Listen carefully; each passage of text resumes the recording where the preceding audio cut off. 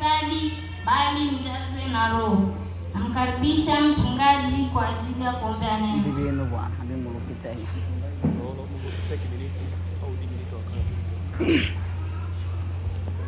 Baba, katika jina la Yesu tunakushukuru kwa kuwa unatenda mambo makuu. Unatumia vyombo vidhaifu ili kuaibisha vile vyombo ambavyo vinajiweka juu. Huyo mtoto yuko mbele zako. Kwa macho ya kibinadamu tunamuona yeye kama mtoto, lakini kwako wewe unamuona kama chombo ambacho tayari wewe umekwisha kukiandaa kwa ajili ya kanisa lako ili uweze kupokea neno la leo. Baba yetu na Mungu wetu, tunamweka katika vitanga vya mikono yako. Tunamwombea upako wa Roho Mtakatifu, mjaze roho ya hekima na maarifa, mjaze roho ya uweza na nguvu, mjaze roho ya maarifa na roho ya kumcha Mungu, ili anene neno lako kwa ujasiri wa Roho Mtakatifu.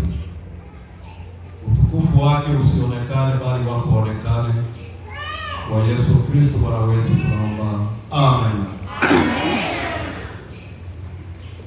Bwana Yesu asifiwe. Amen. Bwana Yesu asifiwe mkutano. Amen. Somo letu la leo ni tena msilewe kwa mvinyo ambamo na ufisadi, bali mjazwe Roho. Bwana Yesu asifiwe. Amen. Mwandishi wa kitabu ni Mtume Paulo. Aliandika waraka huu akiwa gerezani huko Rumi, akiwa kifungoni huko Rumi. Aliandika waraka huu ili kuatia moyo waumini wa Asia. Bwana Yesu asifiwe. Amen. Waraka huu ulikuwa kama mwongozo uliokubalika kwa makanisa kadhaa. Bwana Yesu asifiwe mkutano. Kusudi la mwandishi lilikuwa kuwaimarisha waumini katika imani yao ya Kikristo na kuwaeleza jinsi ya kusudi la Bwana kwa makanisa kadhaa, yaani mwili wa Kristo. Bwana Yesu asifiwe. Tuone ufafanuzi wa kichwa cha neno letu la siku. Nini maana ya kulewa? Kulewa ni hali ya mtu kupoteza udhibiti wa akili na mwili wake kwa kunywa pombe kupita kiasi. Yaani kama vile tunavyoenda kunywa pombe, tunalewa na tunaanza kutukanana, kugombana. Hiyo ndio inamaanisha kwamba kulewa sio kitu kizuri, na ndio maana neno letu la leo linatuambia tujazwe na Roho. Bwana Yesu asifiwe. Mvinyo ni nini? Mvinyo ni kinywaji kitokanacho na zabibu iliyochachushwa, yaani pombe. Wakati mwingine katika Biblia mvinyo hutajwa kama kitu cha kawaida tu, ila huonywa dhidi ya matumizi mabaya. Bwana Yesu asifiwe. Bwana Yesu asifiwe mkutano. Ufisadi ni nini? Katika kitabu chetu cha Efeso sura ya 5 na mstari wa 18, ufisadi una maana zaidi ya moja. Maana ya kwanza, ufisadi ni maisha ya anasa kupita kiasi. Maana ya pili, kupoteza mwelekeo wa maadili. Maana ya tatu, tabia zisizodhibitiwa, hasa kutokana na ulevi. Bwana Yesu asifiwe. Amen. Bwana Yesu asifiwe mkutano.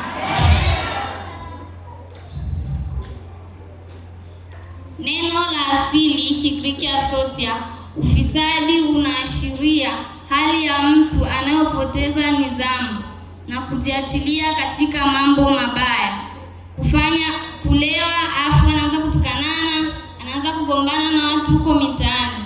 Hiyo ndiyo maana ufisadi. Bwana Yesu asifiwe. Amen. Roho Mtakatifu ni nini? Roho Mtakatifu ni nafsi ya Mungu anayekaa ndani ya waumini, akiwaongoza na kuwafundisha na kuwapa nguvu ya kuishi maisha ya utakatifu. Bwana Yesu asifiwe. Katika somo letu ambalo tumelipata kwenye waraka wa Mtume Paulo sura ya 5 na mstari wa 18, tunaona Mtume Paulo wasilewe kwa mvinyo, bali wajazwe Roho Mtakatifu. Bwana Yesu asifiwe. Bwana Yesu asifiwe mkutano.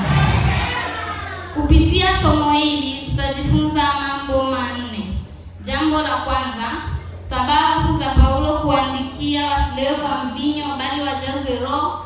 Jambo la pili, faida ya kujazwa Roho. Jambo la tatu, madhara ya kulewa kwa mvinyo. Jambo la nne, njia za vitendo za kuishi maisha ya kujazwa Roho kila siku. Bwana Yesu asifiwe. Tuone jambo letu la kwanza, sababu za kuandikia Waefeso wasilewe kwa mvinyo.